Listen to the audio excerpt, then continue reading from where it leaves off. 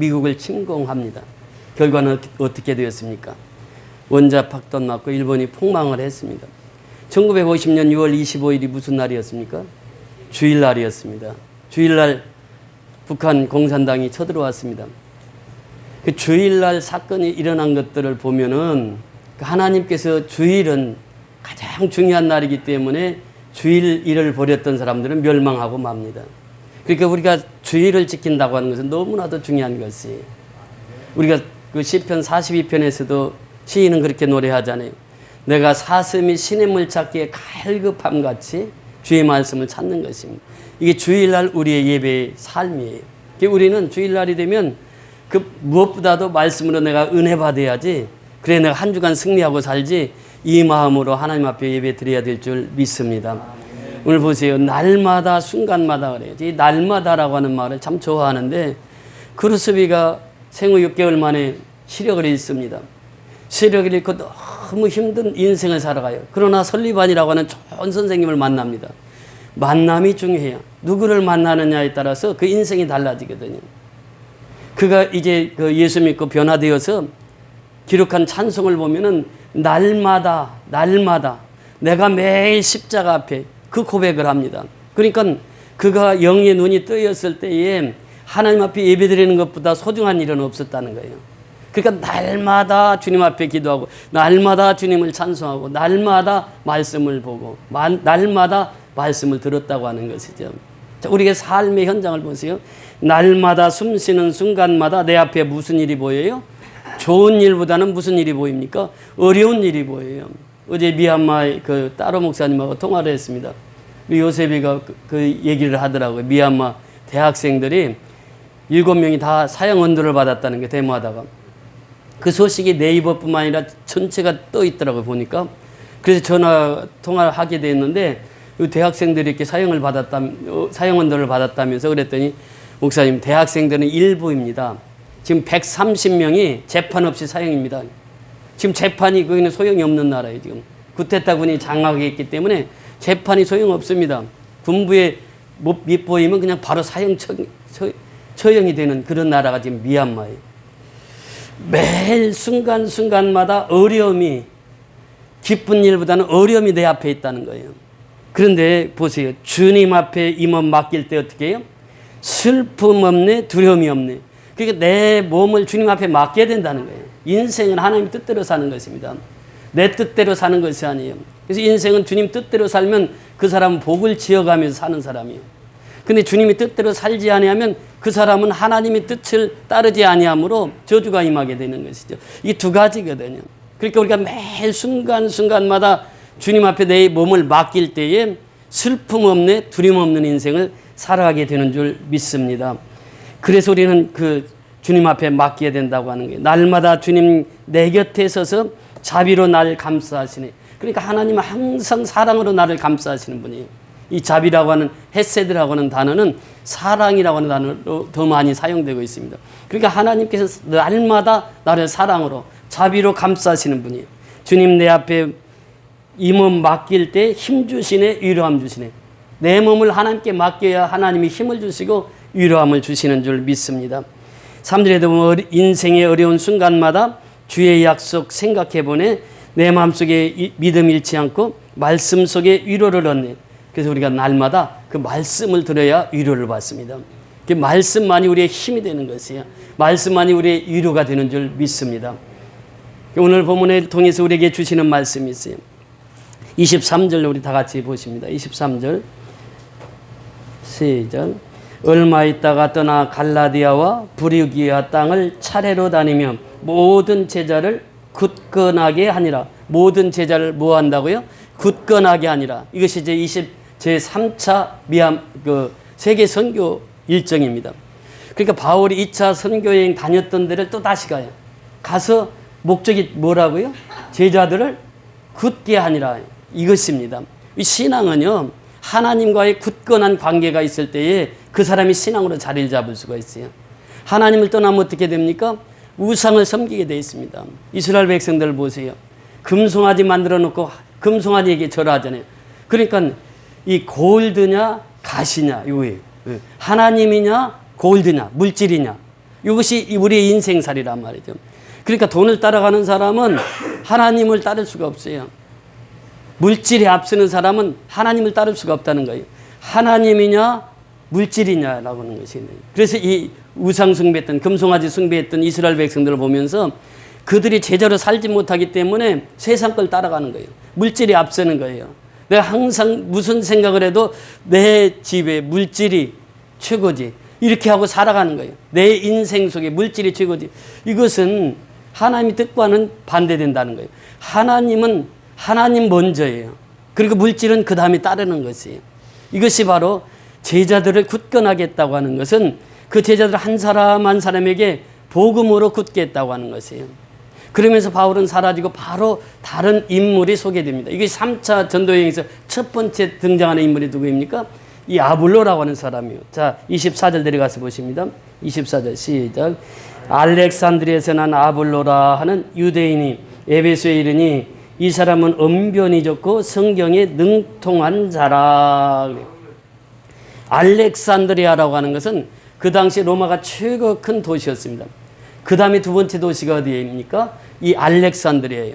이 알렉산드리아는 그 당시 최고의 큰 도서관을 지니고 있었습니다. 그래서 어떤 학자들은 40만 권, 50만 권, 80만 권까지도 얘기하는 학자들이 있는데 이 같은 세계 최대의 도서관이 알렉산드리아에 있었어요. 그러면서 알렉산드리아 최고의 도서관이 있었다고 하는 것은 무엇을 말합니까? 모든 철학의 중심지가 알렉산드리아, 수사학의 중심지가 알렉산드리아, 모든 지식이 알렉산드리아에 총집결되어 있다 그 말입니다. 근데 거기에 출신이 누구라고요? 아볼로라고 하는 사람이 거기 출신이에요. 그러니까 아볼로는 수사학과 철학과 아주 능통한 사람이에요. 그런데 덧붙여서 무엇가 능통하다고 말씀하고 있습니까? 성경에 능통한 사람. 여러분 성경이 그 지금 바울이 기록하고 있는 누가가 기록하고 있는 이 사도행전 시대에는 성경이 다 완성이 안 돼 있어요. 그러니까 이 아볼로는 이 성경에 능통한 자라고 했을 때 성경이 완성이 되지 않은 상태예요. 그러니까 구약에 능통했다는 말이에요. 구약은 파피루스나 가죽에 글을 써서 남긴 거예요. 그러니까 성경 구약의 한 권이 어마어마했던 장소로 남아있던 시대입니다. 그때 이제 알렉산드리아에서 그 성경을 능통하게 배운 사람이 누구냐? 이 아볼로예요. 그 아볼로는 성경에 능통해, 구약에 능통한 자란 말이죠. 그런데 구약만 그런 게 능통한 것이 아니었어요. 자, 보세요. 25절에 들어가서 보면 시작. 그가 일찍이 주의 도를 배워 열심으로 예수에 관한 것을 자세히 말하며 가르치나 요한의 세례만 알따름이라. 자, 이 사람이 어떤 사람이냐? 성경에 능통한 자예요. 그리고 그 사람의 언변이 좋은 사람입니다. 그러니까 아볼로가 설교를 하면 많은 사람들이 집중을 해요. 왜? 언변이 좋거든. 말을 잘해요. 근데 이제 바울을 보세요. 바울은 언변이 좋다고 그랬습니까? 좋지 않다고 그랬습니까? 언변에는 좋라나 그래요. 바울은 글을 잘 썼거든. 그러니까 바울 서신이 히브리서까지 하면 14권이잖아요. 그 바울이 그 서신을 통해서 생명의 복음을 전했거든. 근데 아볼로는 정반대예요. 지금 언변도 좋고 학식도 좋아요. 그러니까 모든 학문을 섭렵했고 그 후에 구약 성경에 능통한 자고 그 다음에 예수에 관해서도 알더라 그랬어요. 예수에 관해서도. 그러니까 예수에 관한 사실을 알고 있는 거예요. 그런데 세례 요한의 세례뿐만 알 뿐이라고 이렇게 표현합니다. 그러니까 예수에 관해서는 잘 아는데 예수님을 만나지는 못했어요. 아직. 거듭나지는 못했단 말이죠. 그런데도 언변이 좋으니까 이 에베소에서 지금 하는 일이 에베소에 설교를 하고 있는데 많은 사람들이 아볼로를 따르는 거예요. 언변이 좋은 아볼로를 따랐단 말이죠. 이제 이가 그렇게 말합니다. 26절에 보면은 26절 다 같이 읽습니다. 시작. 그가 회당에서 담대히 말하기를 시작하거늘 브리스길라와 아굴라가 듣고 데려다가 하나님의 도를 더 정확히 풀어 이르더라. 자, 여기에 보면 데려다가 이 말이 참 중요한 말입니다. 데려다가 누구를? 아볼로를 데려갔단 말이죠. 회당에 갔습니다. 아볼로가 이제 담임 목사라 설교를 하고 있어요. 설교를 하고 있는데 세례 요한까지만 설교를 하는 거예요. 예수의 세례에 대해서 모르니까. 거기까지는 배운 적도 없고 경험한 적도 없어요. 그런데 아볼로와 브리스길라와 아굴라는 누구의 제자입니까? 바울의 제자예요. 고린도에서 얼마 있었다고요? 1년 6개월 동안 공부를 했어요. 바울을 통해서. 복음을 들었단 말이에요. 복음을. 그러니까 바울은 정확한 복음이 있습니다. 그렇기 때문에 아굴라와 브리스길라가 그 바울의 제자거든. 1년 6개월 동안 복음을 정확히 들었어요. 그러니까 바울의 가르침과 아볼로의 가르침이 다르단 말이죠. 요한의 세례까지만 알지 그 다음에 이제 진짜 세례를 모르는 거죠. 그래서 데려다가 이 말은요. 그 자기 집으로 모셔갔다 이 말입니다. 만약에 설교를 하고 있는데 누구 제자가 와서 제자가 목사님 그 설교 틀렸습니다. 그러면 어떻게 되겠어요? 아볼로도 거기 가만히 있지 않았을 거예요. 그런데 끝나고 나서 아볼로 목사님이 집으로 초청을 하는 거예요. 초청을 해서 성경을 가르쳐 줍니다. 이제 브리스길라와 아굴라가 얼마나 지혜로운 사람인지 몰라요. 그런데 더 겸손한 사람 누구입니까? 아볼로입니다. 아볼로는 학식이 많은 사람이요. 그래서 이 자기 교만이 하늘을 찌를 수 있습니다. 근데 아볼로는 그 세례 요한만 알고 있는 그 자기 자신을 안 거예요. 그래서 이제 더 성경을 깊이 알려주니까 그걸 다 받아들입니다. 그러니까 목사가 성도 집에 가서 성경을 배웠다 이렇게 표현하면 돼요. 아볼로는 그렇게 겸손한 사람이었어요. 배우는 사람 어떤 사람입니까? 나이가 70이 되고 80이 돼도 배웁니다. 제가 어제 102세 되신 할아버지가 그 장수의 비결에 대해서 쭉 말씀하시는데 이분은 시골에서 사시는 분이에요. 경상도 어디 사시는 분인데 지금도 경운기를 운전해요. 30년 동안 경운기를 운전해요. 그러면서 농사를 지어요. 지금도. 할머니가 3년 전에 소천하셨대.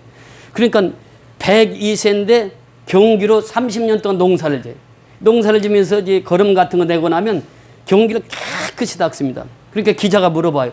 아니 그 경운기를 그렇게 물로 깨끗이 씻으십니까? 그러니까 사람이나 기계나 다루기에 나름이에요. 어떻게 가꾸느냐에 따라 기계가 오래 갈 수 있고 적게 갈 수 있고 사람도 자기 몸을 어떻게 하느냐에 따라서 오래 살기도 하고 적게 살기도 한다는 거예요. 그러면서 그분이 그렇게 농사를 짓고 나면 저녁에 오면 공부를 하십니다. 102세인데 그 자기가 관련된 분야를 공부를 하고 글을 써. 그 나이에 글 쓰고 배워. 그러니까 배우는 사람은 어떠냐? 항상 누가 새로운 거 가르쳐주면 그걸 배울 자세가 되어 있습니다. 아볼로가 그런 사람이에요. 아볼로는 배움의 사람이었어요. 그래서 브리스길라와 아굴라가 하나님의 도를 더 정확히 가르쳐주는 거예요. 그러니까 요한의 세례뿐만 아는 것이에요. 19장에 보면은 성령을 받았느냐? 나는 성령이 있음을 듣지도 못했다. 성령 세례를 전혀 모르는 거예요. 아볼로는. 그러니까 성령 세례에 대해서 또 이 예수 그리스도의 이름으로 세례를 받아야 구원을 받는다고 하는 이 소식을 전합니다. 복음이라는 것이 무엇입니까? 기쁨의 소식이요. 베드로는 배운 것 많지 않아도 예수님 따라다니면서 복음을 정확히 깨닫는 사람이요. 오순절날 성령이 충만하니까 유대인들 다 불러놓고 설교를 합니다. 설교를 하면서 당신들이 죽인 예수가 누군지 아십니까? 그분이 메시아요. 그분이 하나님의 아들이시요. 그분이 그리스도이십니다. 그러니까 유대인들이 그 설교를 듣다 어떻게 합니까? 마음에 찔려. 그러면서 우리가 어찌할꼬 하면서 통회하고 자복합니다. 그때 베드로가 한 설교가 무엇입니까? 주 예수의 이름으로 무엇을 받으라? 세례를 받으라. 여기서 세례는 무슨 세례입니까? 예수 그리스도의 이름으로 세례받는 거예요. 오늘날 우리가 그렇습니다. 세례는 예수 그리스도의 이름으로 받아요. 그 세례가 죄사함을 얻는 세례예요. 요한의 세례는 회개의 세례뿐이지 죄사함을 얻을 수가 없습니다. 그래서 요한의 세례와 죄사함을 얻는 세례를 분명하게 아볼로에게 가르쳤단 말이죠. 아볼로가 깨달은 것이 아하 이것이 성령의 세례구나. 그러니까 세례를 주 예수 그리스도의 이름으로 받으니까 성령을 선물로 주시는 거예요. 그래서 성령의 세례가 되는 것입니다. 이걸 정확히 깨달은 거예요. 정확히 깨닫고 또 다시 에베소에 가서 설교를 합니다. 그러면서 그가 원했던 것이 뭐냐? 아가야 지방으로 가기를 원했어요. 아가야는 어디냐? 고린도 아덴 이 지역에. 그러니까 고린도 교회를 가기를 원했단 말이죠. 그것이 이제 또 뒤에 나옵니다. 자, 27절 같이 보세요. 27절 시작. 아볼로가 아가야로 건너가고자 하므로 형제들이 그를 격려하며 제자들에게 편지를 써 영접하라 하였더니 그가 가매 은혜로 말미암아 믿는 자들에게 많은 유익을 주니. 아볼로가 지금 어디로 갔다고요? 아가야로 건너가고자 함으로 형제들이 그를 격려하고 제자들에게 편지를 써 영접하라 하였더니 그가 가매 어디로 갔습니까? 아가야 지방으로 갔어요. 고린도로 갔단 말이죠. 고린도 가서 또 설교를 합니다. 은혜로 말미암아 그가 가매 은혜로 말미암아 믿는 자들에게 많은 유익을 주니. 벌써 이제 깨달은 거예요. 예수의 세례가 무엇인지, 죄사함의 세례가 무엇인지를 깨달았어요. 그래서 이제 고린도로 가서 그 복음을 전하니까 고린도 사람들이 많은 유익함을 얻게 되는 것이죠. 그러니까 그 핵심이 무엇입니까? 은혜로 말미암아 그래요. 은혜로 말미암아. 우리가 그 한문에 보면은 그런 단어가 나옵니다. 예, 은상가은이라고 하는 단어가 나오는데 요한복음 1장 16절에 보면 그 말씀이 나와요. 우리가 다 그의 충만한 데서 받으면 은혜 위에 은혜로라 그래. 그러니까 이 아볼로가 은혜를 받았어요. 그런데 은혜 위에 은혜를 받았습니다. 은혜를 받고 더 받았다 그런 의미죠. 그러니까 이 아볼로가 은혜를 받고 고린도 교회에 가니까 이제 바울은 언변이 어땠겠다고 그랬죠? 은은했어요. 그런데 이 아볼로는 언변이 좋아. 그런 데다가 또 생명의 복음이 있어. 세례가 무엇인지도 정확히 알아. 거듭남의 원리도 정확히 알아. 그러니까 아볼로가 니고데모처럼 전에는 그 거듭남의 진리를 깨닫지를 못했던 거예요. 그런데 브리스길라와 아굴라를 만나고 나서 거듭남의 진리를 깨닫게 된 것이에요. 그러니까 정확하게 복음을 전하는 거예요. 고린도 교회에 가서 복음을 전하니까 사람들이 바울만 사도인 줄 알았더니 아볼로가 설교를 더 잘하네. 그러니까 아볼로를 따르는 사람들이 생기게 된 거예요. 그래서 아볼로파가 생기게 됩니다. 그러니까 나는 바울 따를 거야. 바울파야. 또 어떤 사람들은 나는 아볼로파야. 아볼로가 훨씬 설교도 잘하잖아. 아볼로파야. 또 어떤 사람 나는 게바파야. 베드로파야. 또 어떤 사람들은 나는 그리스도파야. 그리고 이 고린도 교회가 분쟁이 있게 됩니다. 이 고린도전서 1장 한번 보세요. 고린도전서 1장 11절 12절을 보십니다. 11절 12절 고린도전서 1장 11절 12절 시작. 내 형제들아 글로의 지편으로 너희에게 대한 말이 내게 들리니 곧 너희 가운데 무엇이 있다는 것이 분쟁이 있다는 것이니라. 그래서 아볼로파가 있고 바울파가 있고 게바파가 있고 그리스도파가 있었단 말이죠. 자 12절 시작. 내가 이것을 말하거니와 너희가 각각 이르되 나는 바울에게 나는 아볼로에게 나는 게바에게 나는 그리스도에게 속한 자라 한다는 것이니. 그러니까 이 파당을 지은 거예요. 지금 이 사람이요 이 참 중요한 것이 뭐냐면 겸손이거든요. 겸손. 근데 아볼로는 아볼로가 설교하면서 자기 팔을 만들기를 원하지 않았던 거거든요. 바울도 역시 마찬가지, 게바도 역시 마찬가지고. 그런데 이 파당을 짓는 거예요. 근데 이 파당을 어떻게 해결하느냐? 해결책을 줍니다. 1장 10절로 올라가서 보십니다. 10절 시작. 형제들아 내가 우리 주 예수 그리스도의 이름으로 너희를 권하노니 모두가 같은 말을 하고 너희 가운데 분쟁이 없이 같은 마음과 같은 뜻으로 온전히 합하라. 그러니까 같은 마음, 같은 뜻, 같은 말, 이것이 뭐냐? 성령의 역사입니다. 우리가 성령을 통하지 않고는 같은 말을 할 수가 없어요. 성령을 통하지 않고는 같은 뜻을 품을 수가 없어요. 성령을 통하지 않고는 같은 마음을 품을 수가 없다는 것입니다. 예수 그리스도의 마음을 본받는 것은 성령의 충만함을 통해서 이루어지는 일이에요. 그래서 성령을 통해서 이 분쟁이 다 해소가 됩니다. 그러면서 3장에 보세요. 3장으로 넘어가십니다. 3장. 고린도전서 3장 4절부터 보십니다. 4절부터 9절까지 우리 보십니다. 3장 4절부터 9절까지. 제가 먼저 4절에 읽습니다. 어떤 이는 말하되 나는 바울에게로라 하고 다른 이는 나는 아볼로에게라 하니 너희가 육의 사람이 아니리요.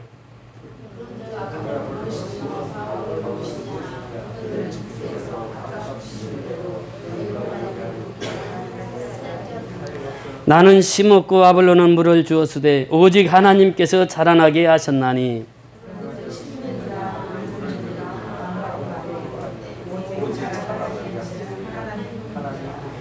심는 이와 물 주는 이는 한 가지이나 각각 자기가 일한 대로 자기의 상을 받으리라. 우리는 하나님의 동역자들이요 너희는 하나님의 밭이요 하나님의 집이니라. 아멘. 자, 여기서 보면 우리는 누구의 동역자라고요? 하나님의 동역자라는 거예요. 그러면서 이 4절부터 올라가서 보면은 나는 아볼로게다 나는 바울에게로다 하니 너희가 육의 사람이 아니냐 그래요. 그러니까 왜 파당을 짓느냐? 육의 사람이니까 파당을 짓는다 그 말입니다. 성령을 따르지 않아요. 하나님의 뜻을 따르지 않아요. 내 생각대로 나는 바울을 좋아해. 내 생각대로 나는 아볼로를 좋아해. 내 생각대로 개발을 좋아해. 그래서 파당이 분쟁이 일어나는 것은 어디서 오느냐? 육신에서 온다는 거예요. 육신. 그게 성령의 사람이 아니에요. 육신의 사람은 분쟁을 하고 파당을 짓습니다.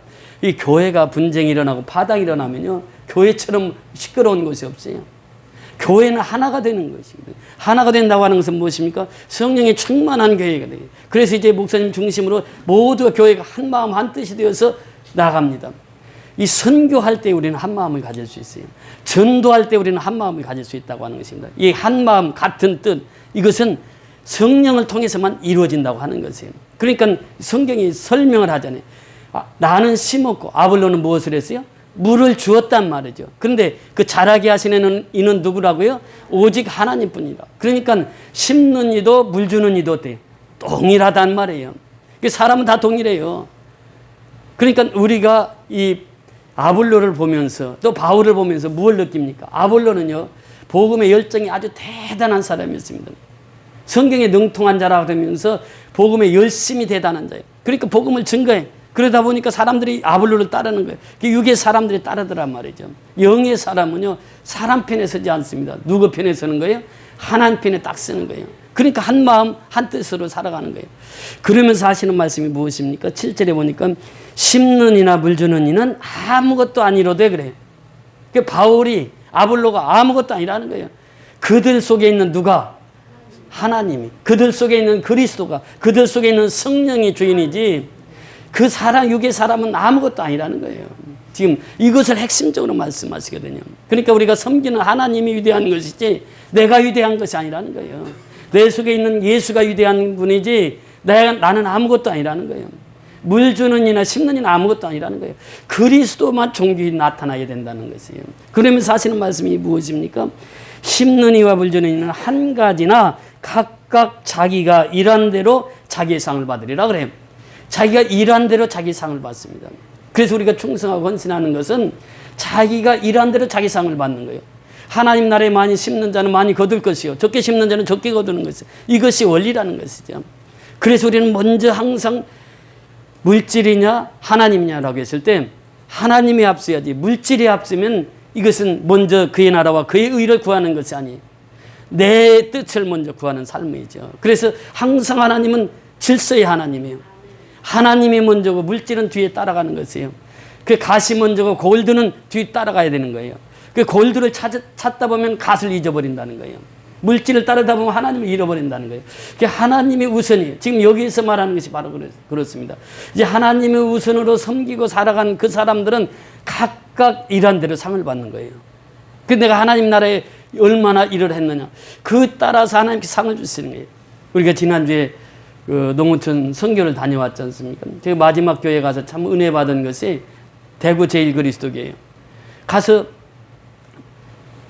이제 예배를 드리고 이제 장로님이 항상 선교비를 전달합니다. 전달할 때마다 목사님 안 드려요.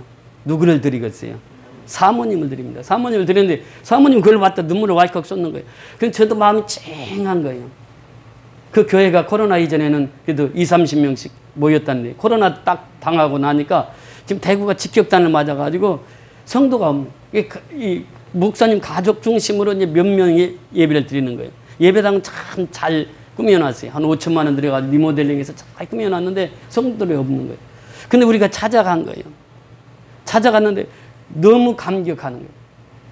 그래서 이제 그 KTX 타고 오는데 전화가 2번이나 왔어요. 이게 모르는 전화인데 전화가 2번이나 왔어요. 그 전화를 딱 해보니까 그 사모님이요. 잘 도착하셨냐고. 그래서 엊그제 또 전화가 왔어요. 목사님, 떡 좀 보냈습니다. 이 떡을 먹어보니까 제가 난생 처음 그런 맛있는 떡을 먹었어요. 그 지금 떡을 이제 예배 마치고 같이 나눌 건데 그 떡을 또 보내오셨어요. 또 이 벨트를 선물했습니다. 근데 이 풀어보니까 소가죽 벨트인데 그 7만 원짜리요. 장로님하고 저하고 또 선물 받아가지고 왔어. 거기 와서. 그 섬기는데 하나님이 얼마나 기뻐하시는가. 그것을 절실 이번 통해서 깨달았습니다. 이제 한 열흘 있으면 또 미얀마를 가잖아요. 미얀마 선교 가는 거예요. 미얀마 선교하는데 제가 그 말씀을 인도하는데 한 분이 또 오셔서 그래요. 지금 제 5차 4번 5번째 교회를 세우려고 하는데 후원자가 20만 원 후원자가 있어야 된다. 그래서 그랬더니 또 한 분이 자원을 하셨어. 그러니까 이번에도 가서 이제 제 5교회 차 5차 이제 교회를 세우게 되는데 너무 감사한 것이죠. 이 모든 일은 톱니바퀴 맞추듯이 하나님이 착착 맞춰서 가는 거예요. 인간이 하는 게 사람이 하는 게 아니란 말이에요. 하나님의 일은. 그래서 성경은 우리에게 말씀하십니다. 로마서 8장 28절을 통해서 우리에게 말씀하시기를 우리가 알거니와 하나님을 사랑하는 자 곧 그 뜻대로 부르심을 입은 자들이. 그러니까 하나님을 사랑하게 되면 누구의 일을 먼저 합니까? 하나님의 일을 먼저 하게 돼 있어요. 이게 하나님의 일을 먼저 하게 돼 있어요. 그러면서 그 뜻대로 부르심을 입은 자예요. 누구의 뜻대로? 하나님의 뜻대로. 그래서 우리는 누구의 뜻을 따라가야 돼요? 하나님의 뜻대로 살아야 된다는 거예요. 이것이 바로 성경이 우리에게 주시는 말씀이에요. 하나님을 사랑하는 자, 곧 그 뜻대로 부르심을 입은 자들은 모든 것이 합력해서 무엇을 이룬다고요? 선을 이루는 것이. 이것이 바로 선교입니다. 선교의 역자예요. 선교의 행전은 바로 그렇게 이루어지는 거예요. 사도행전은 그렇게 이루어졌단 말이죠. 그래서 사도행전을 다른 말로 선교의 행전이다, 기도의 행전이다 이렇게 표현합니다. 그것은 우리가 합력해서 선을 이루어 나가기 때문에 그래요. 선교는 우리 혼자 할 수 없는 거잖아요. 그래서 우리는 합력해서 선을 이루어 나가는 것이에요. 그래서 사도 바울은 그래요. 물 주는 이나 심는 이는 아무것도 아니다. 오직 잘하게 하시는 분이 하나님이시다. 그러니까 아볼로 아무것도 아니다. 그 사람 속에 있는 예수가 중요한 거지. 아볼로 속에 있는 예수가 중요한 것이고 바울 속에 있는 예수가 중요한 것이지 사람 따라가지 말라는 거예요. 사람. 그런 분쟁만 일어난단 말이죠. 그래서 성령으로 충만해가지고 같은 말하고 같은 마음을 품고 같은 뜻으로 살아가야 된다. 이것이 바로 오늘 말씀의 핵심입니다. 그래서 성경은 우리에게 말씀하시는 거예요. 우리는 하나님의 동역자들이요 이렇게 표현합니다. 여러분 보세요. 16강 축구할 때 우리 청년애들이 다 함께 모여서 응원을 했더라고. 보니까 5명이 다 모여가지고 응원해가지고 아마 그래서 그 응원 때문에 이긴 것 같아. 보니까 이겼어. 기적적이잖아요. 손흥민 선수 그걸 몰고 가는 거 봐요. 수비수 5명 사이로 싹 볼을 빼. 누구지? 누가 골 쳐넣었지? 황희찬이가 그냥 탁 차가지고 그거 이제 그 후반전 끝나고 넣었잖아요. 얼마나 극적인 순간이에요. 그러니까 우리가 이 경기를 할 때 보세요. 손흥민 혼자 잘 뛰어가지고 되는 게 아니거든. 손흥민이가 5명을 끌고 가가지고 거기서 볼을 딱 주니까 황희찬이가 받아가지고 팍 차니까 볼이 싹 들어갔어. 그러니까 그날 밤에 광화문이고 잠 못 자고 그냥 대한민국 짝짝짝 전국에다 16강 올라가면요 엄청난 부가 생기고 엄청난 그 지명도가 생깁니다. 그러니까 그 16강 한번 올라간다는 게 쉬운 일이 아니에요. 너무나도 기쁜 소식이에요. 또 우리 요한이가 지난주에 여러분들이 기도해 주셔서 경찰 시험에 합격을 했습니다. 너무 감사한 일이죠. 사실 공무원이 2, 3년 공부해야 되는데 딱 요한이 1년 만에 이제 하나님의 은혜로 이렇게 합격을 하게 됐는데 기쁜 소식 아니에요. 그 우리가 선교를 앞두고 우리가 이 하나님을 기쁘시게 하면은 우리 모든 일을 하나님 기쁘시게 인도하시거든요. 그러니까 우리가 먼저 하나님이 항상 하나님 먼저 그 다음에 물질은 따라가게 돼 있는 거예요. 우리는 그 순서를 바꾸거든요. 바꾸니까 이게 순서가 바뀌니까 잘 안 돼. 지금 우리가 마이크를 오래 사용했어요. 그래서 지금 마이크를 바꾸려고 하는데 이게 한 2, 300 들어가더라고. 그러니까 우리가 기도해야 돼. 기도해서 모두가 함께 정말 우리가 지금 이 교회를 통해서 하나님 역사를 이루시잖아요. 미얀마 선교를 이루시잖아요. 농어촌 선교를 이루시잖아요. 정말 우리가 넉넉해서 이루는 게 아니거든요. 하나님이 함께 하시니까 이 일이 이루어지는 거예요. 항상 먼저 하나님 앞세우고 나가면 우리는 하나님의 동역자들이 되는 거예요. 우리 선교연합교는 다 하나님의 동역자들이잖아요. 우리가 하나님의 동역자들이니까 하나님께서 우리를 들어 쓰시는 거예요. 합력해서 선을 이루니까 선교연합교회가 세상에 빛을 발하는 거예요. 정말 장로님 이제 그 선교 보고 하겠습니다만, 우리가 이렇게 하니까 어느 교회에서 또 우리를 본받아가지고 매년 1,000만 원씩 해가지고 농어촌 선교를 하잖아요. 그러니까 우리가 먼저 본을 보인 거예요. 본을 보이니까 다른 큰 교회에서도 따라서 하는 거 이제. 이것이 바로 우리가 사는 길이거든요. 지금 그리스도 교회에 이런 역사의 새로운 페이지를 우리가 써가고 있거든요. 그러니까 선교의 새로운 페이지, 또 농어촌 미자립교회의 새로운 페이지를 우리가 만들어가는 거죠. 선교 역사를 이루어가는 거예요. 그러니까 하나님이 가장 기뻐하시는 일을 하면 우리가 복을 짓는 것입니다. 근데 하나님이 뜻대로 살지 않으면 내 뜻대로 살게 되는 거예요. 그래서 중요한 것이 뭐냐? 늘 하나님의 뜻을 앞세우고 나가는 게 성령의 충만함으로 살아가라는 것이에요. 그럼 우리는 같은 마음, 같은 뜻을 품고 주님이 기뻐하시는 일을 하게 된다고 하는 것입니다. 우리는 하나님의 동역자였으리요. 너희는 하나님의 밭이요. 너희는 하나님의 집이니라고 그래요. 그러니까 우리는 하나님의 밭이요. 하나님의 집이라는 거예요. 누가? 예수 믿는 우리가 하나님의 집이는 거예요. 여기 교회가 하나님의 집이고 나 한 사람이 하나님의 집이에요. 그래서 고린도전서 3장 16절에 뭐라고 말씀하십니까? 그 16절에 보면 너희가 하나님의 성전인 것과 하나님의 성령이 너희 안에 계시는 것을 알지 못하느냐. 하나님의 성령이 내 안에 계신다는 게 내 안에, 우리 안에 계신다는 거예요. 그래서 고린도전서 6장 19절 20절 한번 보십니다. 고린도전서 6장 19절 20절 마지막 이 성경 한번 보시고 말씀을 맺도록 하겠습니다. 19절 20절 우리 다 같이 읽습니다. 고린도전서 6장 19절 20절입니다. 시작. 너희 몸은 너희가 하나님께로부터 받은 바 너희 가운데 계신 성령의 전인 줄을 알지 못하느냐. 너희는 너희 자신의 것이 아니라 값으로 산 것이 되었으니 그런즉 너희 몸으로 하나님께 영광을 돌리라.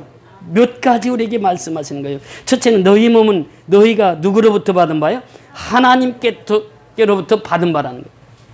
물론 부모가 나를 태어나게 했죠.